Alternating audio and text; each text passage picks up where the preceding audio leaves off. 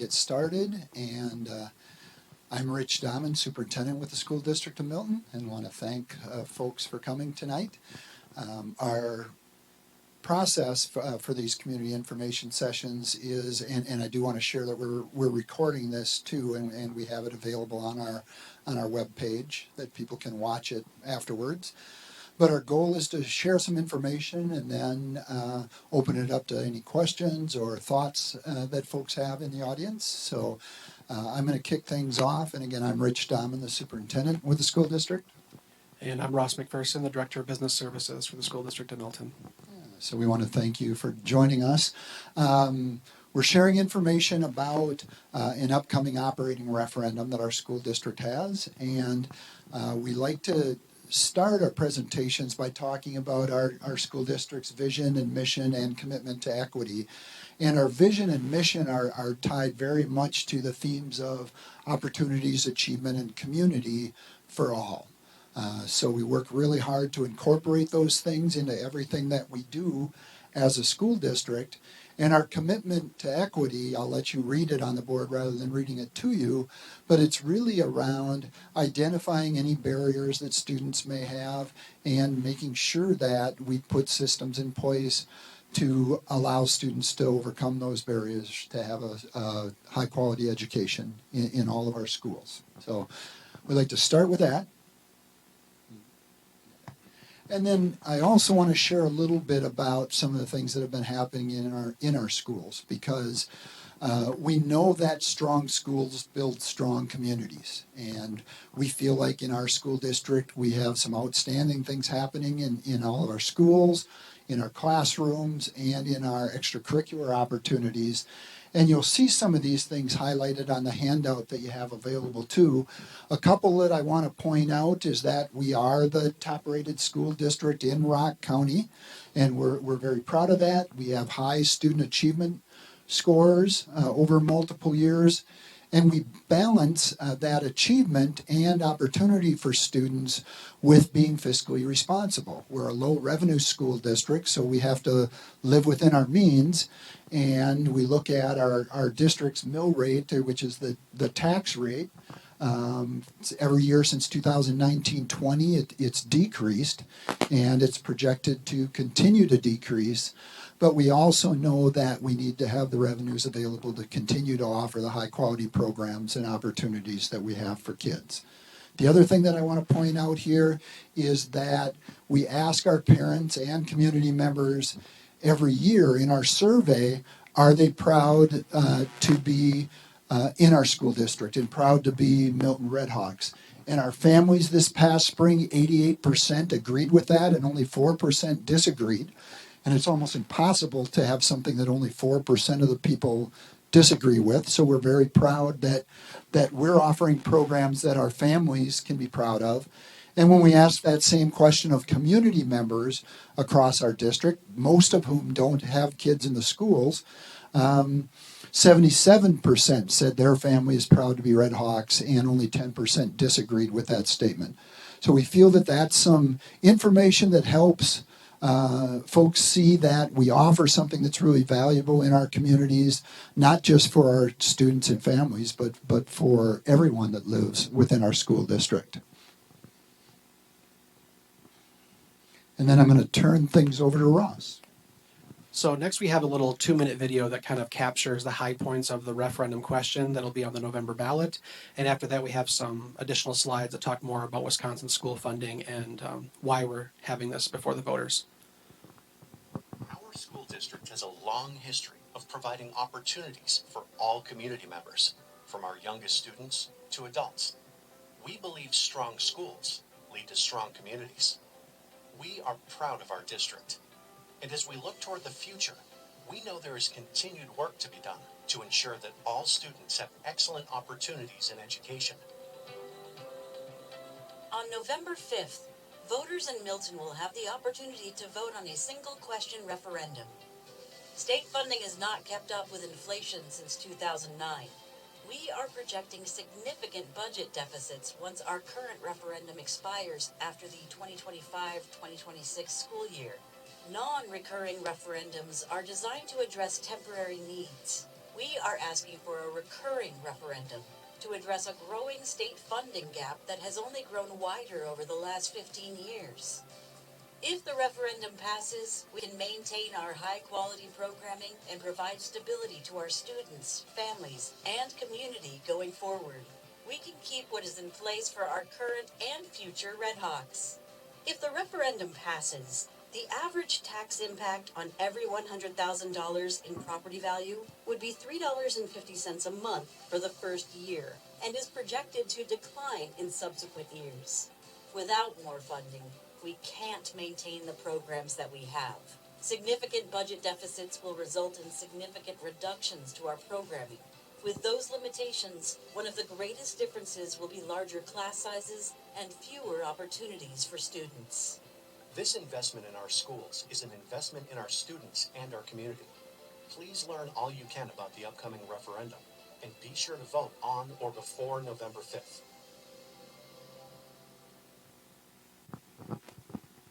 All right, two key points I want to mention from the video before we go on to the next slide.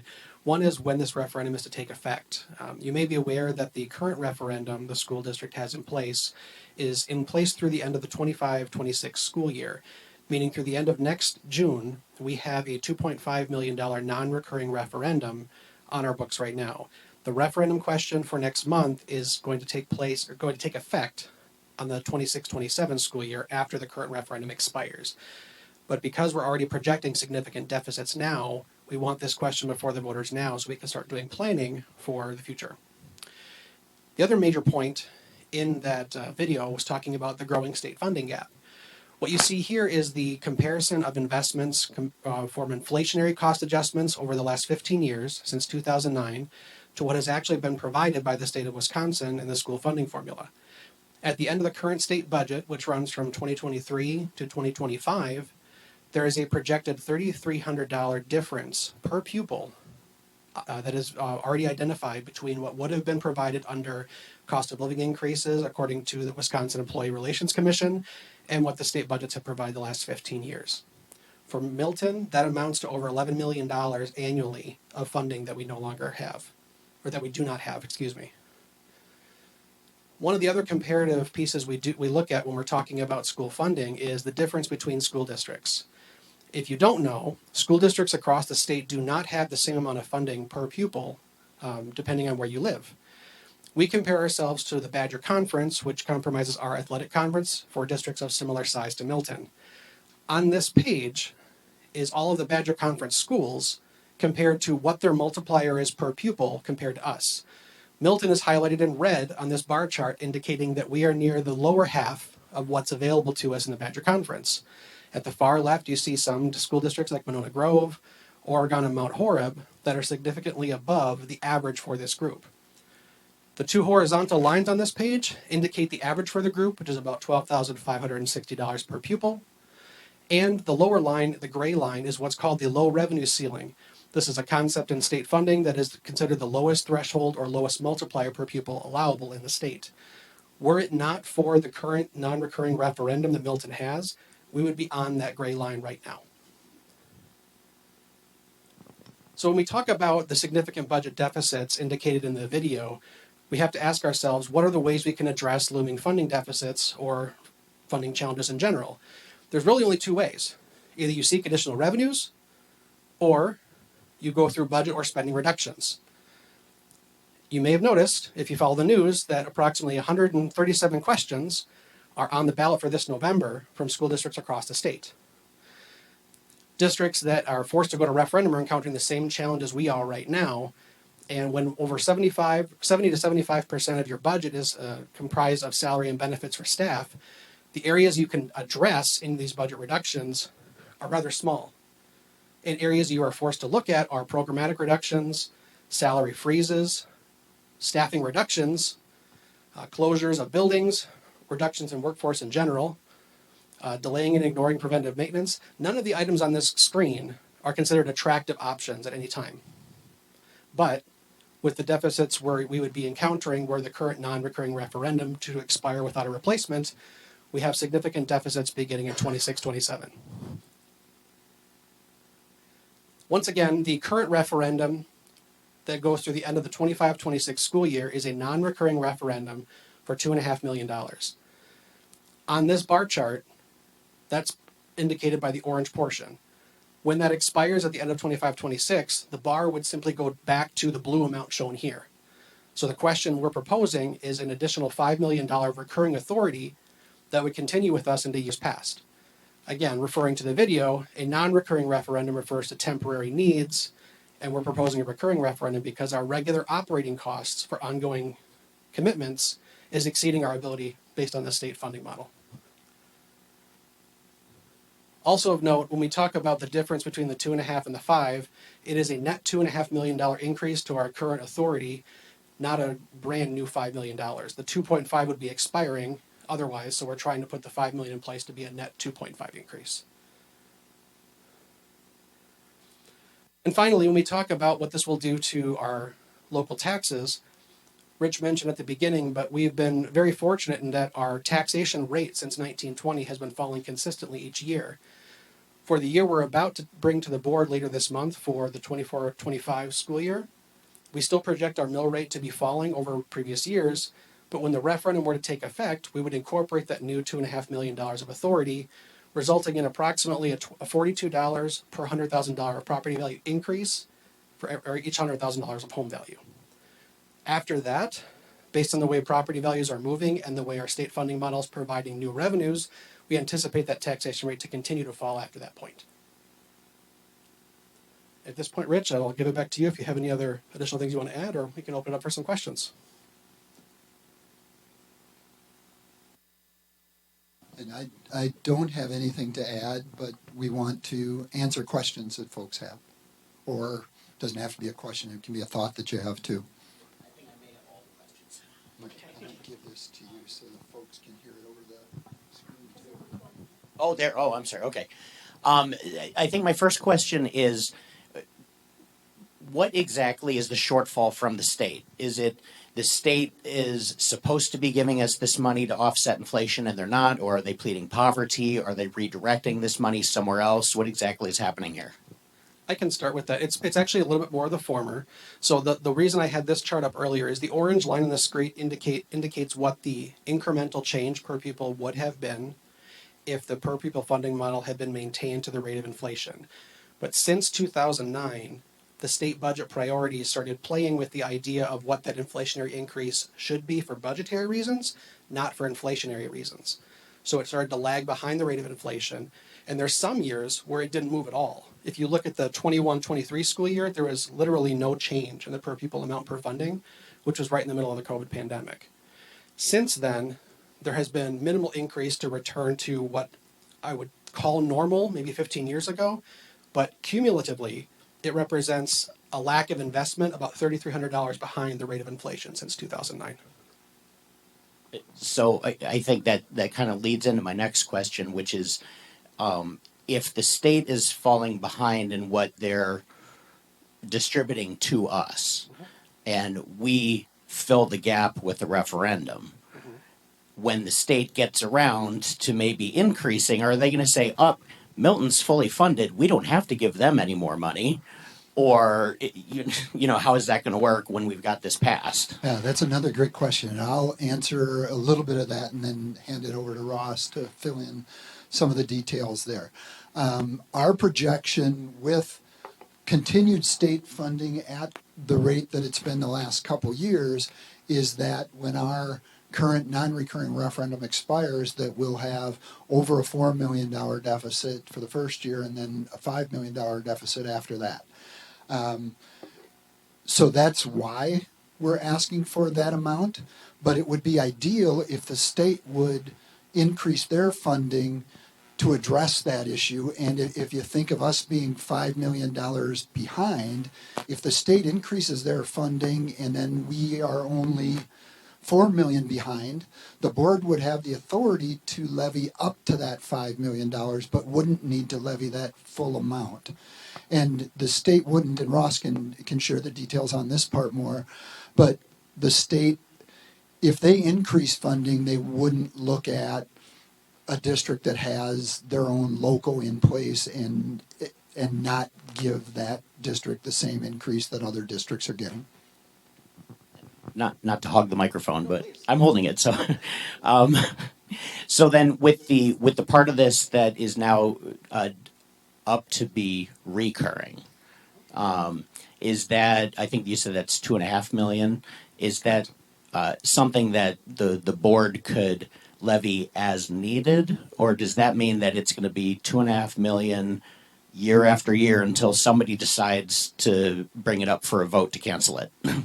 No, the recurring would stay in place into perpetuity, but I think what you're asking is what would the authority look like?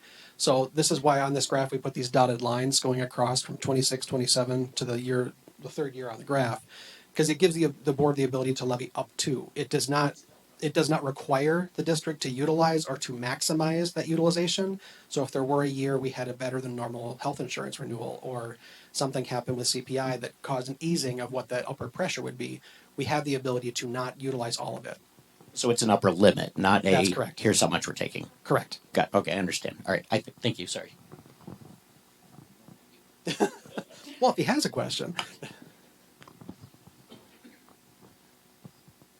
Are there other questions that anyone has? If it's helpful, I do have a second video we can run too about the just school funding in general that might be of interest. And yes, I'm going to hold the microphone at the TV again. Our public schools are the cornerstone of our community.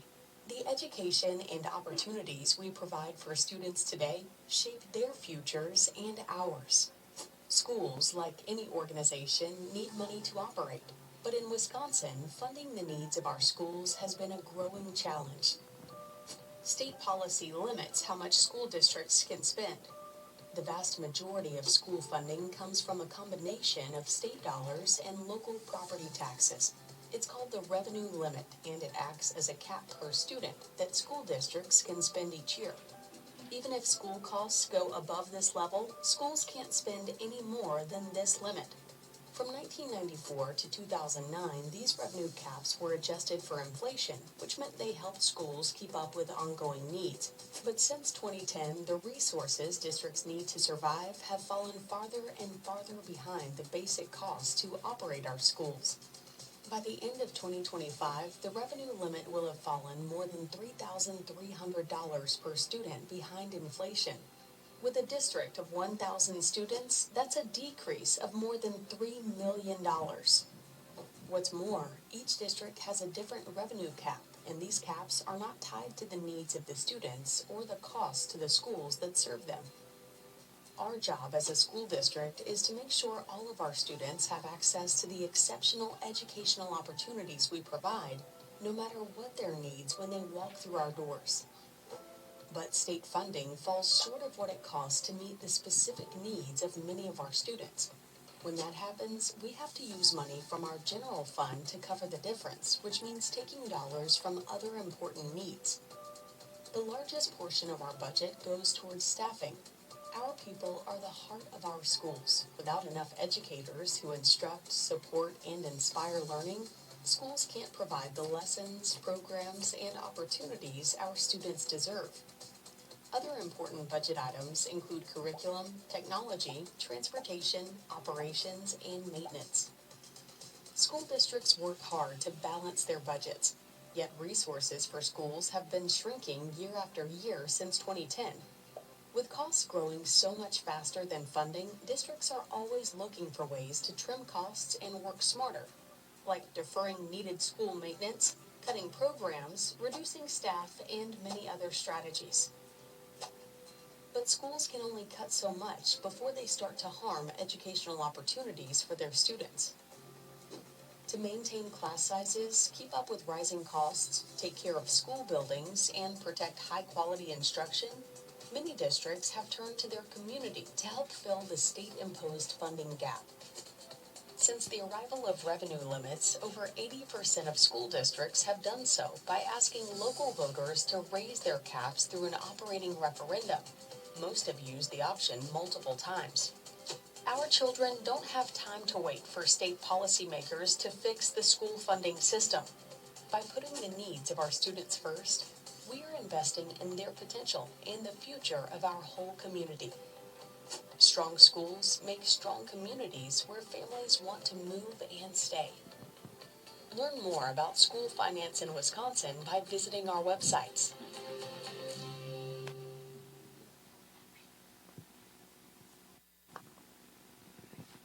One thing that I wanted to share, and it spoke to in the video about that funding gap that we spoke to earlier, and we've been working hard to tighten our belts over the last few years because we've seen this coming. As this has been building, that difference between our ongoing costs and our available revenue, we've known that this situation was coming. So we've reduced 19 positions over the last 3 years, even though our enrollment has grown over that time. And so Ross earlier shared another slide that had some different potential reductions. So these are some things that are listed that we would be considering, and some of them we've already been doing over the last few years. But one of the things I want to emphasize is that we don't really have low-hanging fruit for cuts or fluff for cuts because we've been working hard to be as efficient as we can.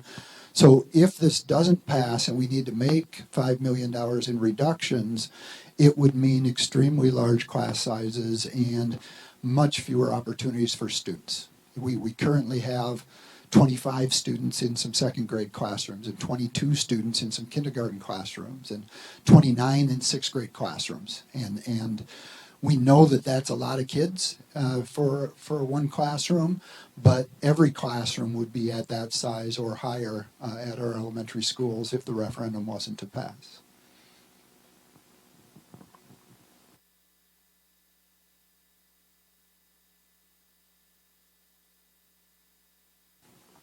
The one other thing that I want to emphasize, we talked about this, but we've been on that steady decline in our tax rate, and the level that it is right now and where it's projected to go for this year, next year, and then even with that $42 increase if the referendum passes, the tax rate would be lower than it is right now, which is already lower than our tax rate has been over more than 20 years in our history. So we've been looking for efficiencies. We feel like we've been fiscally responsible for our taxpayers, but we also know that if we don't have this additional revenue, we're not going to be able to maintain the programs that we have in place right now.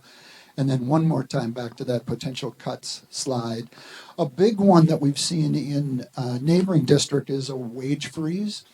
And we know that if we put that in place, it will help us balance our budget and to make reductions. But we also know that many of our staff members will look for opportunities in other school districts or in private industry.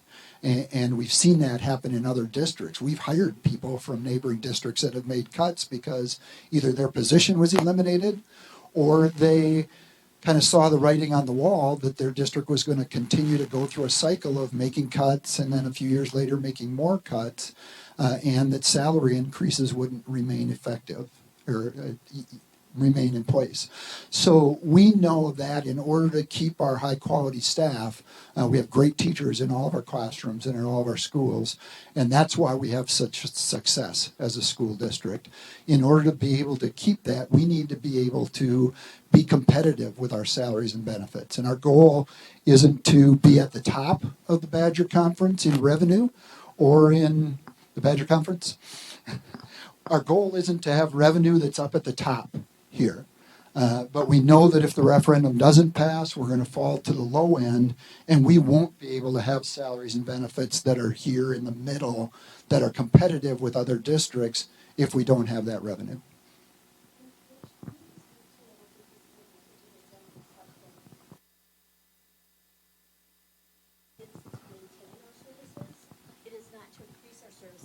So I was just asking Rich to speak to answer your question. The school board's goal is to maintain what we have. It is not to grow what we have. So if we were to get more from the state, we're not looking to add something. We're looking to just keep what we have. And that's why I think at this point, we would only levy for what we need to maintain. Yeah, and I think that that's a really valid point point, and I'll speak to that and then circle back to your question, or do you have something on that same topic? I think mine kind of piggybacks on her point is all of the new construction in Milton.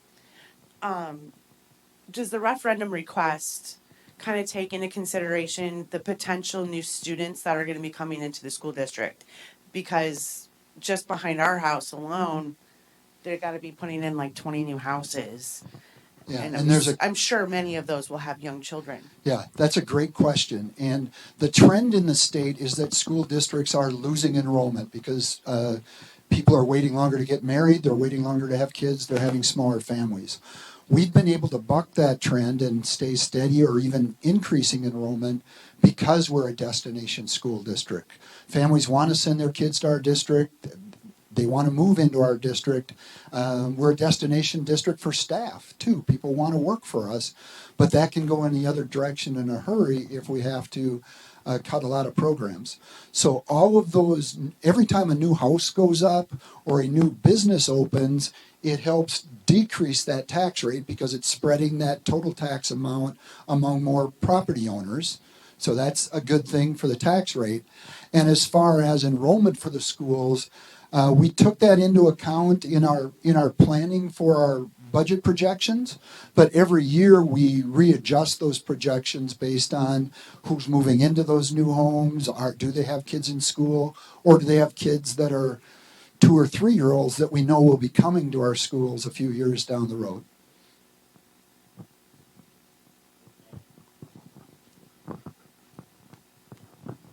I just wanted to say I know I have a lot of questions on this topic, but I just want to let you know that in principle I am totally on board with this. My only concern is making sure that the state isn't going to come and mess something up for us later. If I had my way, we could all fund this locally. We could take care of this. We could grow the school. If the community's going to grow, the school should grow. I am totally on board with that. I just want to be sure that we're holding the state responsible for what they are supposed to be doing.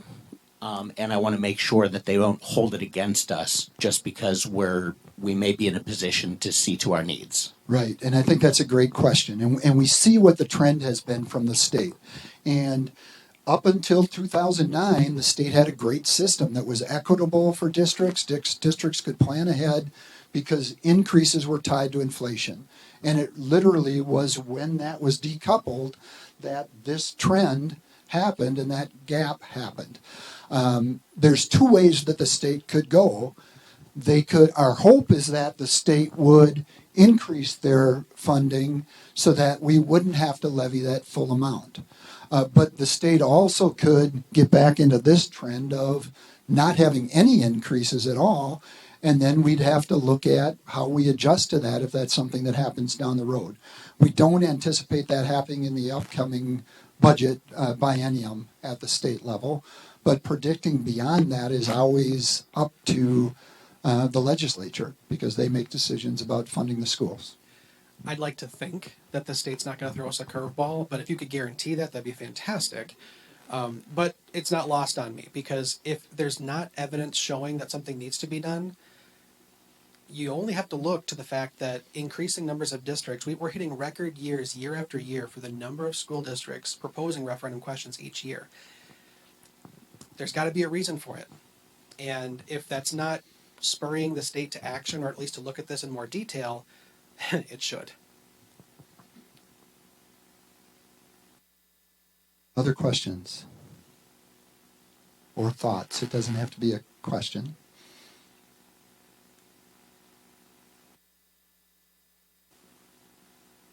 I think Annette asked earlier or reinforced earlier that what we're asking for is to be able to maintain the programs that we have. It's not to build anything new. It's not to add programs. It's really to take us out of that cycle of having to look for reductions every year. And we know that after next year, that $2.5 million goes away, whether something is approved or not. We know that revenue is going to be gone, and that revenue by itself is instrumental to continuing to operate, but we know that it's not enough too. Ross, did you have anything else that you wanted to share? want to thank everybody for coming. We encourage you to have conversations with your friends and family and neighbors. The election is November 5th, but there's also early voting coming out. The information that we shared, the hard copy with, has a QR code to our website that has more detailed information on a lot of these topics and some frequently asked questions. But if you get home and you think of other questions, definitely feel free to reach out too. Yeah, we appreciate everyone's time tonight. Thank you. Thank you very much.